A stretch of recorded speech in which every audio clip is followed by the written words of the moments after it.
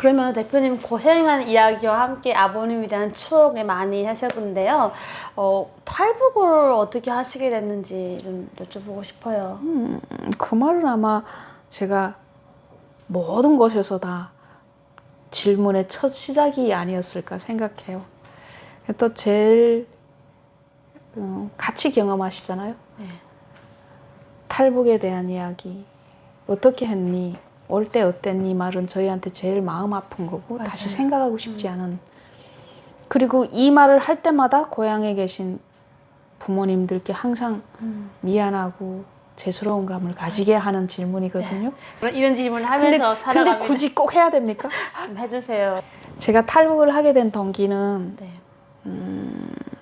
애기 아빠가 거기서 사고로 돌아가시고 돌시 지난 딸을 저 혼자 키우게 됐죠, 이제는. 근데 부모님 입장에서는 또 너 혼자서 못 키우니까 딸을 고생시키지 않겠다고 재혼도 해야 되지 않을까 뭐 이런 얘기도 있고, 그 다음에 그때 더 절감했던 것 같아요. 나 혼자서 얘를 키워야 돼 하니까 얘를 나처럼 키워야 돼. 지금 내가 걸어온 길을 쭉 생각해 보면 아까 말씀드렸다시피 제가 살아온 이야기 중에 못다한 이야기가 참 많거든요. 마음 아프고 슬프고 네. 그리고 북녘에서 여자의 삶에 대한 거. 네. 왜냐면 아버지가 그렇게 여자들은 딱 이 틀 속에 가다 놓고 하다 보니까 네. 그래서 나는 그런 삶을 내 딸이 산다? 네. 되게 싫더라고요. 그래서 야 어떡하지 하는데 마침 그때 제가 네. 저에게서 치료받던 그 환자네 집에서 그 환자네 엄마를, 그러니까 그 환자분이 엄마였어요. 근데 그 자녀분이 여기에 먼저 와 있었어요. 탈북하신 분이. 엄마가 이젠 남은 날이 얼마 안 남았을 것 같으니까 엄마를 모시고 와서 좋은 세상 한 번만이라도 살게 하고 돌아가시게 하고 싶다. 오라. 이렇게 브로커랑 이렇게 다 줄을 마련했나 봐요. 근데 이 한자네 가족은 두려운 거예요. 아픈 엄마를 모시고 가자고 하니까 길에서 어떻게 될까 봐. 거기서 도강하자 혹은 탈북하자 이런 말을 아무 사람에게나 못 하잖아요. 근데 내가 하도 치료하고 서로 신뢰하고 이러다 보니까 나한테 말하는 거예요. 치료하는데 선생님 같이 가시면 안 되냐. 선생님이 가면서 우리 엄마를 이렇게 치료해주고 돌봐주시면 가서도 또 서로 의지해서 살면 되지 않겠냐. 그래서 같이 가면 좋겠다. 그러면서 그때 당시에 내 심경을 그 친구들이랑 이 말 저 말 하면서 얼결에 터놨거든요. 거기서 그걸 톡 건드린 거죠. 그 집에서는. 응? 그 딸내미도 여기서 살아봐야 해마다 좋아진다고 하지만 계속 더 어렵지 않냐. 그럼 딸도 더 좋은 세상에서 살게 하고 싶은데 선생님 결심하면 안 되겠냐. 흔들렸어요. 거기서. 아무래도. 그때 당시 내 심경이 그렇던 차기 때문에 정말 빈 구석을 툭 치고 들어온 거나 같거든요. 그래서 엄마한테 조심스럽게 물어봤어요. 어머니 이런데 이렇게 하고 싶다. 그러니까 엄마가 글쎄 좋기는 한데 가다가 뭔 일이 있으면 어떡하겠냐. 그게 저도 많이 생각했어요. 생각하다가 그 다음에 갈게요. 어머니 내가 가서 어머니 다시 모셔갈게요 하니까 엄마가 그러면 애기는 두고 가라. 네. 그게 위험하니 어떤 줄 알고 얘를 데려가겠나. 네. 그러다가 뭔 일 있으면 어쩌겠나. 네 가서 안전하게 도착하면 얘를 데려가라. 네. 근데 거기서 북녘에서 살아봤으니까 알지만 그 우리 동네에도 그렇게 자녀를 엄마한테 두고 탈북한 많죠. 애들이 정말 쓸데없이 눈치 보고 아무리 할머니 할아버지가 잘 돌봐준데도 엄마가 아니고 그 눈치살이하는 걸 내가 봤기 때문에 우리 엄마를 내가 그렇게 믿지만 또 그런 모습에 내 딸은 기대가 안 되더라고요. 그래서 제가 엄마한테 내 새끼니까 내가 책임질게요. 가다가 죽어도 같이 죽을게요. 그래서 거기서 그냥 안고 떠났어요. 한 살짜리 얘기를. 예. 그때 당시는 모유 수유를 다 떼고 했는데 그 다음부터는 두려우니까 다시 얘가 말을 하면 들키거나 이럴까봐 그래서 모유 수유를 다시 하면서 그러면서 탈북했어요. 그러면서 떠났죠. 그 가족을 데리고. 와. 그래서 뭐 저는 이쪽 이런 건 하나도 모르잖아요. 네. 하도 그 집에서 브로커를 다 연결해 주다 보니까 요만큼 가면 또 다른 브로커, 요만큼 이런 식으로. 근데 정말로 저는 근데 그 길이 사실은 잘 생각이 안 나요. 온 정신이 얘한테 있다 보니까 막 그 쏟아지는 비를 맞으면서 국경을 막 넘고 이랬는데 그게 아무것도 생각이 안 나요. 제일 지금 딱 하나 기억난다는 게 그때 11월에 두만강을 건너는데 살얼음이 요만큼 딱 졌었어요.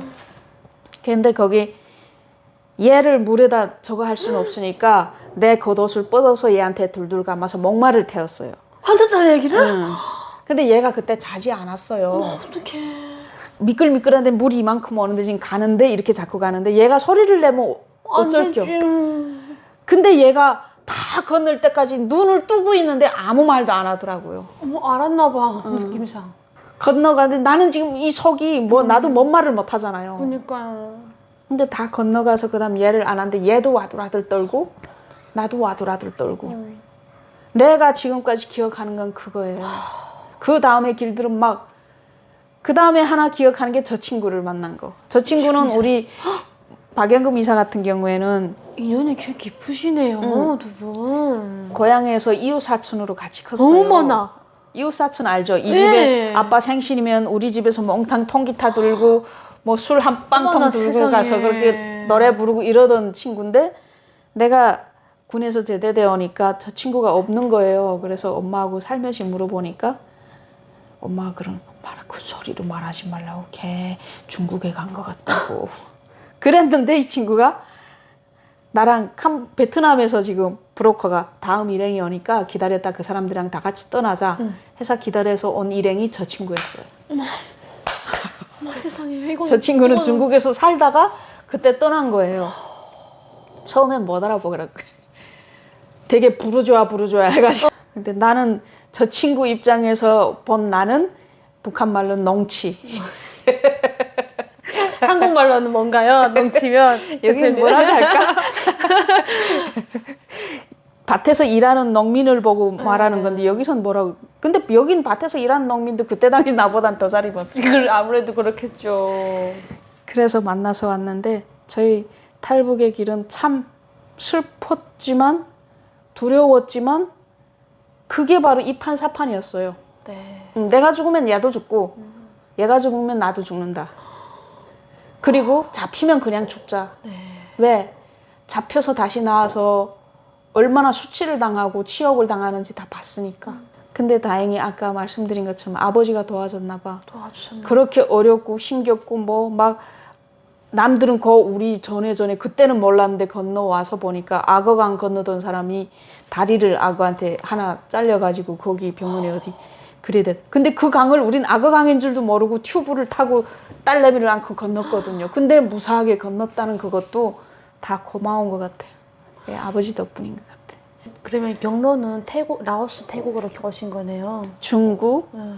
베트남, 캄보디아, 한국 이렇게 왔습니다. 캄보디아 쪽으로 이렇게 오셨네요.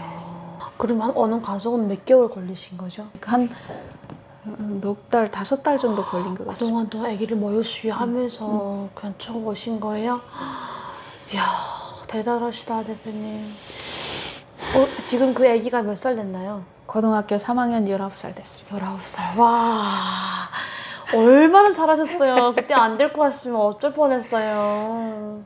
따님 엄청 잘하지, 엄마한테? 엄청 잘해요. 그럴 것 같아. 그리고 근데 저는 우리 딸이 예쁘게 자라고 크고 하면서 모든 걸 어찌 보면 지금까지도 새 옷은 아마 제가 제 손으로 사 입어본 적이 크게 몇 번 없는 것 같아요. 지금을 하도 창업을 하고 다른 업체 거래처에 가야 되니까 그러는데 그래서 한 2-3벌 샀나 봐요. 그 전까지는 없어요. 얻어 입고 뭐 이렇게 하면서 쓸 것도 다 보시다시피 화장할 줄도 잘 몰라요. 멋있었어요. 근데 그러면서 딸한테 막 정성 들였는데 그러면서도 마음 한구석에는 이런 거 있었어요. 우리 딸이 너무 힘들어서 엄마 왜 날 여기 데려왔어? 이럴까 봐. 계속 저거 했는데 딸이 중학교 1학년인가 2학년인가 그때 학교 어떤 발표를 했더라고요. 네. 과제 발표 같은 거 했는데 선생님이 막 나한테 문자로 어머니 설성이가 정말로 딸내미가 정말로 잘했고 칭찬해 주라고 문자를 일단 받았어요. 근데 딸이 저녁에 얘가 항상 학교 내가 퇴근하면 문 앞에서 기다려. 엄마가 와서 띡띡띡 누르는 소리 나면 튀어나와서 문 앞에 있거든요. 그런 딸이 요즘 없어요. 아 그래요? 그냥 나와서 그날은 얘가 기다리는데 들어오는 날을 확 끌어안는겨. 끌어안고 아무 말 없고 엄마 고생했어 하더니 한참 있다가 항상 그래요. 들어오면 엄마 수고했어 안아주고 뭐 이랬는데 그날은 무게 있게 엄마 고생했어 해서 응. 기특해. 그리고 안겨서 응 딸 그랬지? 그러니까 그다 한참 있더니 엄마 나를 여기에 데려다 줘서 고마워. 어떡해. 어머 억만금 얻은 것보다도 더 행복했을 것 같아. 여기에 뭔가 툭 빠져나가는 것 같은 그런 기분이 들더라고요.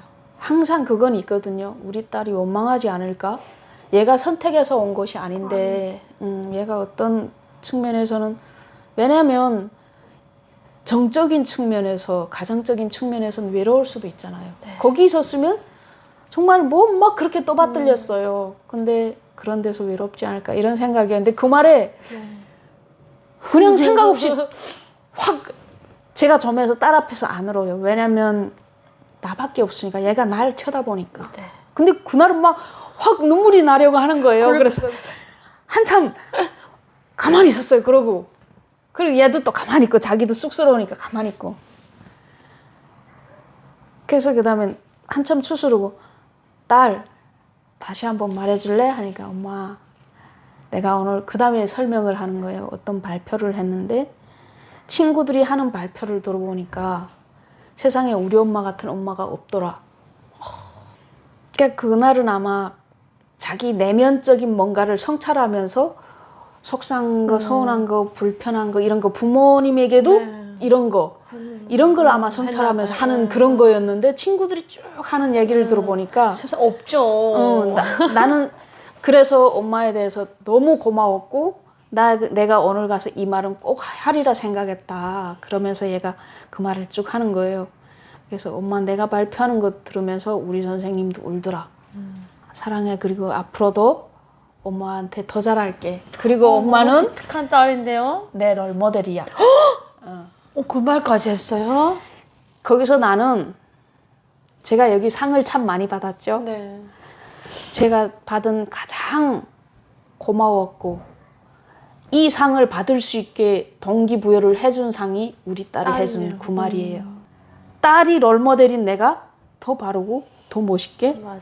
우리 딸이 어디 가서 저분이 저희 어머니입니다 하고 당당하게 말할 수 있게 해야 되겠구나.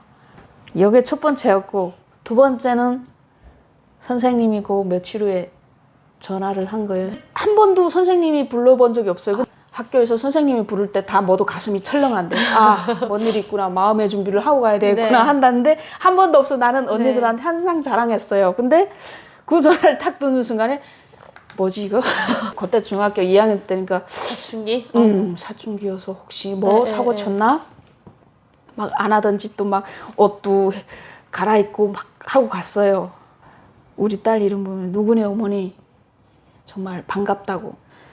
어머니를 부른 이유는 자기가 여태 담임을 참 많이 했고 교직에 거의 20년 지금 하고 있는데 우리 딸 같은 애를 처음 봐서 그런 딸을 키운 어머니가 누군지 너무 궁금해서 전화해서 불렀다.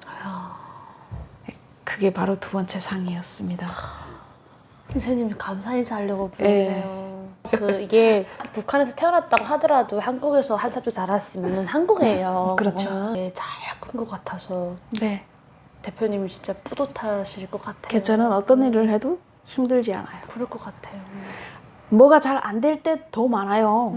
창업한다면 흔히 드라마에서 회사 대표님들을 많이 봐요. 네. 폼 잡고 소리치고 이러는 사람만 보는데 사실은 그게 아니에요. 직원들보다 몇십 몇백 배 고민하고 뛰어다니는 사람이거든요. 내가 뭔가를 계획했던 중에 2개가 되면 잘 돼요. 나머지 8개는 못해야 되고 될 뻔하다가 안 되고 막 이런. 그 속에서 항상 행복하고 즐겁고 괜찮아. 안 됐어? 그래. 그럼 딸은 또 해보자. 하게 하는 게 저희 딸입니다.